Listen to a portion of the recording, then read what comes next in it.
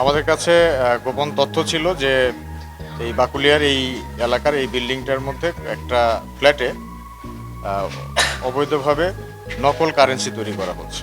সেই তথ্যের ভিত্তিতে আমরা অভিযান পরিচালনা করি এবং অভিযান পরিচালনা করে আমরা বেশ ভালো অ্যামাউন্টের বিভিন্ন দেশের কারেন্সি পাই, যার মধ্যে বাংলাদেশি টাকা আছে, ইউএস ডলার আছে, এরপর ইউনাইটেড আরব আমিরাতের মুদ্রা আছে এবং আরেকটা কোন ইউরো আছে এর মধ্যে, তো সৌদি রিয়ালও আছে। তো মোটামুটি 5টা দেশের মুদ্রা এখানে আছে। তো যেগুলো বাজারে যদি তারা এটা সেল করতে পারতো, সেই হিসাবে আমরা আজকের মার্কেট রেটে হিসাব করেছি যে এইটার টোটাল মূল্য 20 কোটি টাকার উপরে হবে। এখনও সবগুলো কাউন্টিং শেষ হয়নি।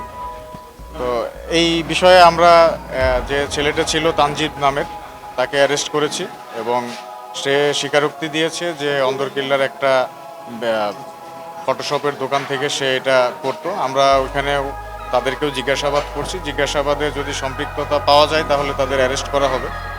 আর আমরা খুঁজে দেখছি যে আরও কেউ কেউ সম্পৃক্ত আছে কিনা। এটা একটা চক্র, যেটার একটা গ্রুপ সিলেটে আজকে সকালে ধরা পড়েছে এবং আরেকটা গ্রুপ এখানে ধরা পড়েছে। হিরন আরও মিনারেল ওয়াটার মাত্র 50 পয়সায় প্রতি লিটার। একজন আসামি যখন ধরা পড়ে তখন সে বিভিন্ন ধরনের উত্তর দিয়ে থাকে। সে দাবি করছিল যে প্রথমে বলেছে এটা শুটিংয়ের জন্য।